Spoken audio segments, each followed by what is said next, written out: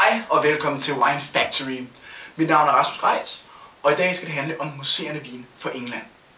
Men først og fremmest vil jeg håbe, at I alle sammen har haft en rigtig dejlig jul, og I har nyt julen sammen med familie og venner, og hvem ellers skulle fejre det med.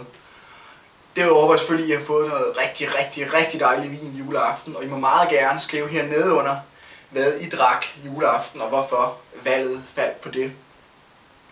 Næste, der skal ske, det er jo nytår, som der er på vej, og derfor er jeg ved at lade lidt op til nytår og finde ud af, hvad skal vi drikke nytårsaften. Derfor har jeg som sagt fundet 2 flasker engelsk mousserende vin frem, som jeg vil smage på i dag i jeres påsyn.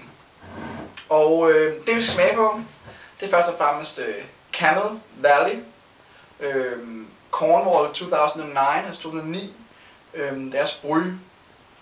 Og Camel Valley, som den her vin kommer fra, det er selvfølgelig vinhuset. Det ligger helt nede i det sydlige England, helt ude på spidsen, ude ved Plymouth og derude omkring. Det er et meget yderligt område, som den her vingård ligger. Det er en meget anerkendt vingård, har modtaget utallige priser. Jeg sidder sådan og googlet lidt rundt på at finde ud af, hvad for nogle flasker engelsk mousserende vin vi skulle smage på. Tidligere har jeg smagt på noget hvidvin og noget rødvin, og det har været lidt blandet succes, så derfor vil jeg have noget godt noget i dag. Så det skulle være en af de meget anerkendte producenter, der skulle lave noget rigtig god vin. Så det håber jeg på. Den anden vin, ganske kort inden jeg smager på den, det er så fra Ridgeview. Deres Bloomsbury 2009 og 2009 igen. Så det er begge to vintage vin fra 2009. Og Ridgeview er igen meget anerkendt. Den har fået priser, som skulle være det bedste mousserende vin uden for champagne. Og det er beliggenheden her, det er syd for London. Så det er det sydlige England begge steder. Det ene er dog meget vestligt, og det andet er mere østligt. Men jeg tror, vi skal smage på Camel Valley først. Og den her vin, den er lavet af 3 forskellige druesorter, der er blandet sammen. Det er Cellar Blanc, som jeg tidligere har smagt i hvidvinsformat. Det er Hoxelrebe, og det er Richtensteiner. Så 3 knap så kendte druesorter. Knap så udbredte druesorter, der er i den her vin. Vinhuset her blev startet tilbage i 1989, så det er igen forholdsvis ungt. Den her vin her, ja, der er de været i gang 20 år til at lave den her årgang. Men altså, 2009, lidt specielt blindt. Og duften, den her vin, altså det er sådan lidt sjovt, når jeg skænker den op, og så kører den rundt i glasset, så er det nærmest sådan lidt sådan, som får en sodavand. Det er ikke så meget perlekæde nu, det er ikke det bedste champagneglas det her. Men der er ikke sådan nogle perleranker, nogle kæder her. Men det er mere, når man kører rundt i glasset, så er det så, der laver bobler her omkring. Det er sådan lidt kulsyreagtigt, frem for de her naturlige mus, som vi har i champagne. Der står ellers traditionel metode på flasken, som man plejer at skrive, hvis det er lavet på champagne-metoden. Traditional Merit Method af 1662. Så det er åbenbart en anden metode, man laver det på end champagne-metoden. Duften her, meget generet. Den er svær at hive op af glasset. Det dufter ikke så meget. Lille smule let, sådan lidt hvad hedder det, hyldeblomstet. Lille smule lime. Altså, den minder mig lidt om den hvidvin, jeg har smagt tidligere. Det er så også samme druesort. Sådan lidt frisk, og så på kanten til det sødlige i duften. Der er lidt søde frugter, lidt sød lime, lidt sød hyldeblomst. Ikke nogen fantastisk duft overhovedet.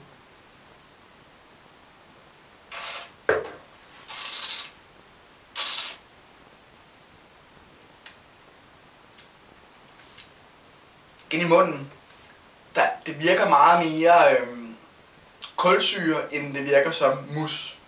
Normalt så har vi den der champagnemus, hvor vi ligesom kan mærke, at den er behagelig blød at have i munden, men med de her bobler nogle gange, så vokser mussen godt i munden. Den her, det er mere som om, for den, og så stikker den rundt omkring på tungen og rundt omkring i munden på gummerne. Det er som om, det er sådan prikkende, stikkende.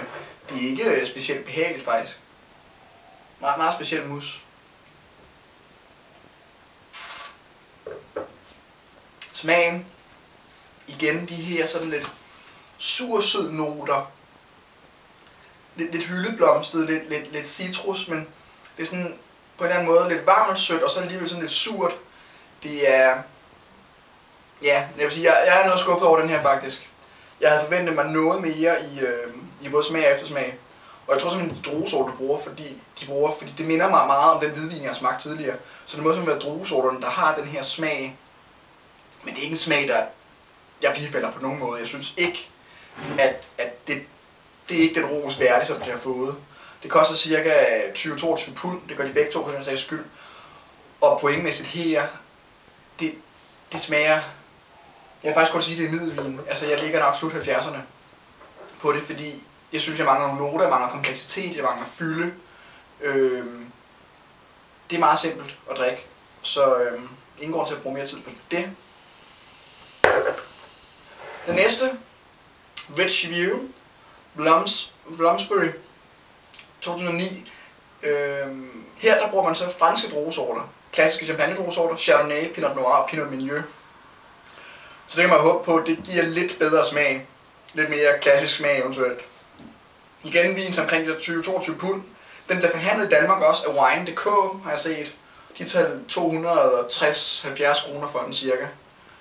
Så det er oppe i der, hvor champagne starter, at den her koster, og prisen på den her ligger. Som sagt, Chardonnay, det er 58%, 30% Pinot Noir og 12% Pinot Meunier, så det er helt klart sådan lidt domineret.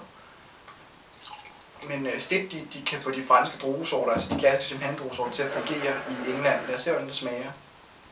Lidt mere farve, den her lidt mere gylden farve end den første her, men til den lyse side helt klart. Der er duft her. Lækkert. Det er sgu lækkert at dufte til det her. Der er ligesom om du har de der lidt klassiske champagne-noter, der er lidt syrlig, der er lidt brød, lidt smeltet smør, altså sådan lidt det der friskbagte brød. Stadig masser af friske noter også, men du får den der Chardonnay, der skinner igennem, altså med noget cremethed. Det er virkelig lækkert det her.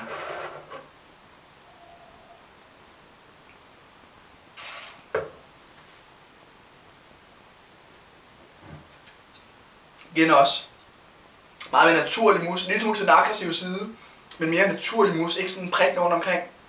Få den ind, suge luft ind, og du kan mærke, at den vokser, at mussen bliver stor. I smagen, igen, rigtig dejlige noter. Der er lidt æble, der er lidt brøde, det er helt klart til den friske side, men stadig med noget kompleksitet henover det. God fylde. Og helt klart noget, man godt kunne have med i en blindsmagning med champagne, hvor det kunne gå hen og snyde, for det kunne sagtens minde om det. Altså det er jo ikke kæmpe stor vin, men det smager rigtig godt. Og det er jeg meget positivt overrasket over. Den her vingård blev startet i 1994, så den er noget yngre end Camel.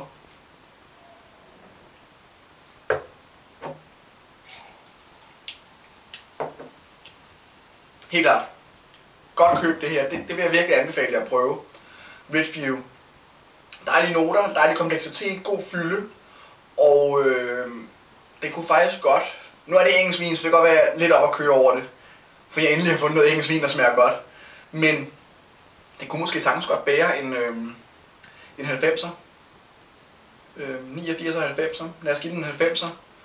Og sige, at de kan sgu også godt lave vin i England. Det gælder bare at finde det rigtige. Så ja, det var positivt. Nytår lige om hjørnet. Jeg regner med at komme endnu et afsnit om engelsk mousserende vin inden nytår. Så følg med her på bloggen. Og skål.